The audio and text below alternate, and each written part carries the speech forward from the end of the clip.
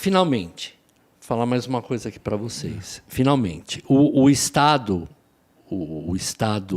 para fazer esse recorte bonito aqui, né? O Estado borderline, ele pode chegar num ponto, né, que ele leva à dissociação psíquica, né? Essa múltiplas personalidades. Porque como ele também tem como ele também tem essa questão da oscilação e a autoestima dele é muito distorcida, então ele pode caminhar e pode estar também posteriormente, durante a adolescência e idade jovem adulta, estar também sendo associado a um quadro de esquizofrenia. Então ele se dissocia. Então ele cria múltiplas personalidades, como naquele clássico Síbio. Sim, o Síbio. De múltiplas personalidades. Aquilo não era muito bem falado. Síbio aquilo era um filme com a Sally Field real, um livro que se tornou um clássico. Naquela época, a gente não tinha esse diagnóstico tão claro. Hoje fica mais fácil. Aquilo era lido como psicose e mesmo como esquizofrenia, a gente não conseguia entender por que tão múltiplas personalidades. Hoje, com o avanço, a gente começa a entender que pode ser uma associação borderline também. Sim, tá, aqui no canal tem o comentário que eu fiz sobre a série da Apple TV Plus, que é sobre uma história real do Michigan, que é uma série de documental que está na Netflix, da pessoa que tinha 24 personalidades, foi diagnosticado e tal, e isso é super importante, está aqui no canal também. Você falou de exposição, que a gente gosta, que é assim que eu falei, ele gosta muito de transar, essa pessoa que eu conheço, vai num restaurante, fica paquerando desde o mundo, tem que estar sempre nessa coisa da exposição. Um dos pontos que, quando vem do caso da Aline, é que ela vai para o Instagram utilizando, inclusive, a sua realidade como algo para se tornar uma influencer. O quanto que essa superexposição para um borderline que vai... Tanto que eu falo, gente, eu não levo o comentário... O comentário negativo eu não estou nem aí. E o comentário positivo, eu leio e agradeço, mas eu não me utilizo dele para me sentir o máximo, porque senão você vai ficar se achando demais. Para um borderline que tem essa oscilação, e às vezes as pessoas pegam o comentário negativo, né? Você tem 79 positivos, um falando que você é feio, você fica, eu sou feio, ele vai que eu sou feio. Isso não caracteriza o borderline. Não, mas eu estou dizendo o seguinte, para o borderline, isso é um gatilho terrível. Então, para um borderline, querer ser influencer e gera paranoia sobre o borderline, porque eu pego a minha situação para chamar a atenção e criar uma relação virtual com pessoas. Sim. O quanto que isso é prejudicial para quem está fazendo para quem quer, no caso dela, quanto pode ter sido prejudicial para a Aline essa superexposição e essa comunicação com pessoas que ela nem conhece. Total, porque a gente já falou muito, a gente sabe, já falamos aqui, todo mundo sabe, dessa maldade, né, camuflada através de perfis falsos, na internet, na rede, do bullying. Falamos muito isso aqui. E então, o borderline ele é muito mais suscetível a isso, né? Ainda mais, ele é suscetível ao elogio, mas ele é muito mais suscetível à crítica.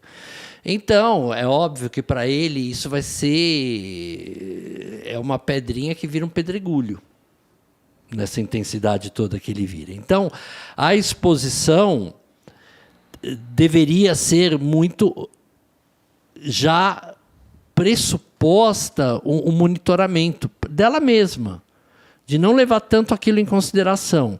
Só que aumenta. Só que aquilo vai retroalimentando, vai levando o indivíduo a... É viciante. Exatamente, a uma potência máxima. Então se torna viciante, né? Como é de fato para todos os seres humanos normais, porque o elogio e a crítica disparam conexões cerebrais, disparam neurotransmissores, disparam afetos, disparam pensamentos, geram comportamentos. Emoções. Já é para todo mundo. Emoções, que ódio. Afetos. Então, e aí, isso para todos nós. Agora, para uma pessoa que tem esse descontrole, Sim. né? Descontrole basal, neuroquímico, hormonal, estrutural, de gatilhos, de trauma, isso é muito intenso. Então, por isso que você pega esse indivíduo e encaminha esse indivíduo para um tratamento, não é? E, às vezes, quando não conseguem um tratamento, façam também uma... às vezes, eu dou até esse conselho para as famílias. Você não conseguiu um tratamento, você não encontrou por uma questão econômica, financeira, então entenda da doença. Leia muito sobre a doença, procure saber da doença, entre em grupos, existe isso, né? Existem os CAPs, existem os trabalhos em grupo, os hospitais dia, entenda da doença, se intere da coisa sem haver engano, sem haver camuflagem, para você poder fazer, às vezes a família pode ter condutas terapêuticas, não terapia, mas condutas terapêuticas que podem, até não surgir uma solução, um encaminhamento adequado, a família pode conter ou minimizar gatilhos, não é? Que são...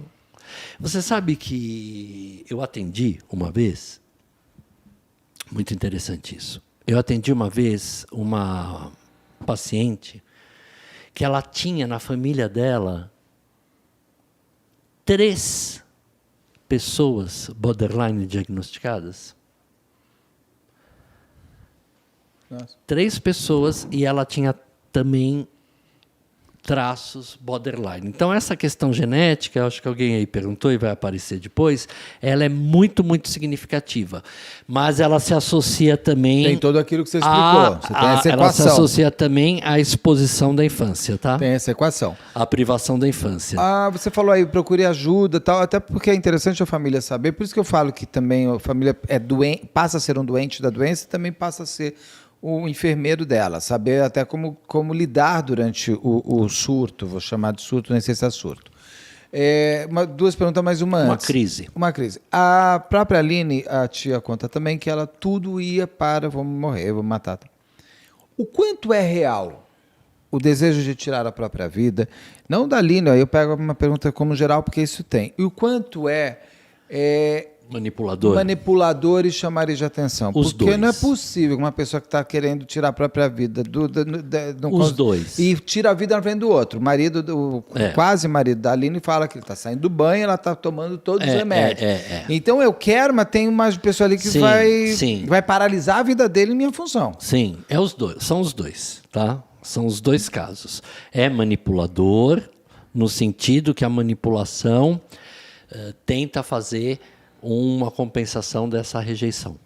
Tá? E é também uma saída sempre contemplada. Então, tem as 2 coisas que se mesclam. Tá? Porque a família fala que várias vezes tinha que parar tudo e ir para o hospital e tudo mais, blá, blá, blá.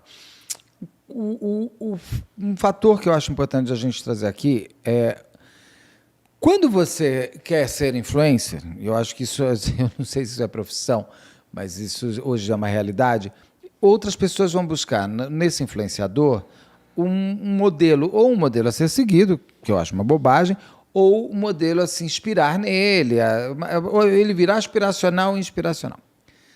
A Aline falava muito sobre a bipolaridade, o borderline dela, que ela era uma borderline.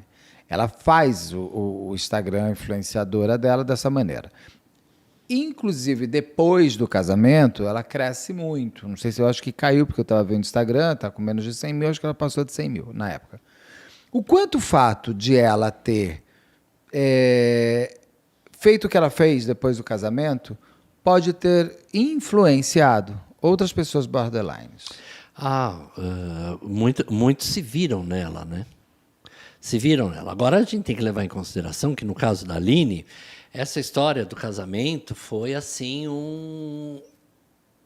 Beto, eu assim, aí a questão aquele adendo que eu pus, porque é quase dissociativo, né? Ali é uma crise,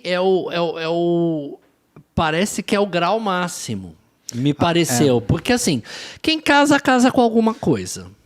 A palavra já diz, isso casou. Ou seja, Perfeito. Duas ideias. Quem casa com alguma coisa, né? Não se casa com si mesmo. Não Você se já casa nasceu com com você mesmo. Você já nasceu com você mesmo, não é?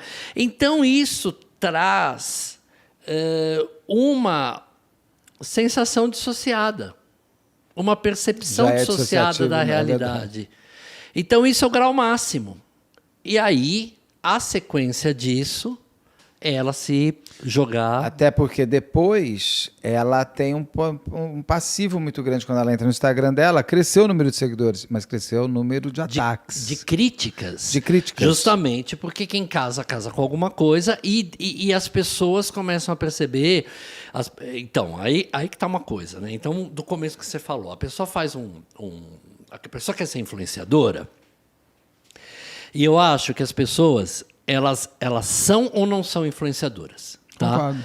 Elas têm um aspecto genuíno da personalidade, que elas podem ou não ir para uma rede social. E não adianta comprar seguidor. E às vezes ela vai ser uma influenciadora na família dela, com os amigos dela, no trabalho dela, sem ter contato nenhum com rede social e público. Por quê? Porque ela tem ideias genuínas, ela tem ideias originais, ela é uma pessoa que engaja, né? Uma pessoa que atrai. Então, muitas vezes, isso é um caminho para ser influenciador. Eu acho que o influenciador de verdade é isso, é aquele que tem algo para contar, né?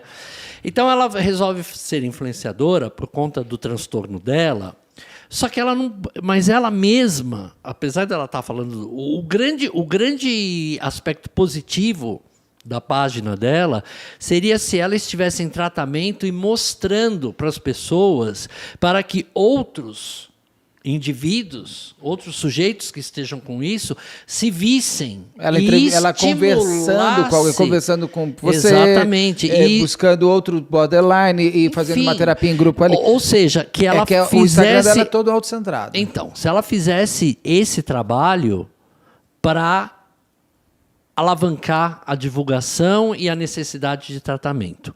Como ela não tinha isso, ficava o transtorno pelo transtorno. Então, ficava nela mesmo. E aí vai confundindo, porque, como eu já falei, é um diagnóstico de confusão, fica sendo confundido para quem está de fora e não entende, se aquilo é uma autopromoção, se aquilo é um autoestímulo, se aquilo é uma vaidade. Que é o que as pessoas escreviam, até onde uma pessoa vai para ganhar seguidor. Então, se aquilo... Porque fica confuso. E até onde uma pessoa vai para ganhar seguidor. Se aquilo é uma forma de... E que também tem toda uma história nisso tudo de compensar uma rejeição. Então fica muito confuso para quem está de fora. E a maioria das pessoas não conhece esses meandros todos que a gente falou aqui sobre esse transtorno. Porque é difícil até para quem é da área, tá? É muito detalhe, é muita renda. Então... As pessoas leigas que estão fora, elas não veem. Às vezes, o próprio indivíduo que tem o borderline não consegue se ver naquilo. Porque, às vezes, ele nem está naquele processo ou ele está num processo de tratamento. Eu conheço várias pessoas que se tratam de borderline. E eles já não estão mais aquilo. Então, eles não gostam nem de ver aquilo porque eles identificam aquilo como um momento extremamente patológico. E aí diz que ele se separou dela por WhatsApp, né? Sabe por quê? Eu vou dar uma defendida nele. Porque ele não conseguiria de outro jeito. Porque se encontrar, ele sabe que vai manipular. Se falar, se ligar, ele sabe que ele vai acabar indo casar. Tem pessoas, às vezes, que você precisa findar com ela de uma maneira mais seca, porque você não vai ter a força tá. para terminar. Tudo bem, mas eu acho E que vamos de lembrar qualquer forma a gente está falando de uma. Eu acho que de qualquer forma a gente está falando de uma cerimônia de casamento. A gente não está falando de um namoro nem de um noivado. Não, de chegou um até noivado. lá, mas o que vai Então fazer? eu acho que tem também, né, um nível, por mais que não se queira, tem um nível de responsabilidade que não dá para encerrar por WhatsApp. Por mais que as pessoas acham normal o WhatsApp. Por mais que as pessoas achem normal discutir relação por WhatsApp. Desculpa, gente, não é, tá? Eu sei, Carlos, mas sabe o que acontece? Eu vou assim. Não, eu entendo. Eu vou entendo só o viés. eu vou botar só mais um ponto aqui assim. Ele estava ficando doente. Porque uma pessoa como nesse ponto adoece o outro. Ele não conseguia mais. Ele não ia. Ele sabia que se ele ia cair de novo na isca. Ele já tinha até tirado foto com ela, meu Deus do céu, vestido de noivo. É uma coisa assim. Ele tentava e não conseguia. Também que eu não entendo isso. Também, mas é porque a manipulação é uma forma. Eu também não entendo isso. Como é que as pessoas tiram foto vestido de noivo antes do casamento? Assim, Porque o Instagram pede tudo hoje, né? A perfeição da foto do casamento. Mas não pode, porque dá azar. Minha coisa paraense. Eu sei. Não pode ver a noiva vestida. Você não sabe disso? Tua Tá, mãe não te ensinou? O problema todo é porque ele viu ela vestida de noiva antes. Não é porque. Não pode. Não é porque ela estava enlouquecendo. A tradição não deixa. Então, mas não é. Por que você está rindo? Nunca ninguém te falou isso?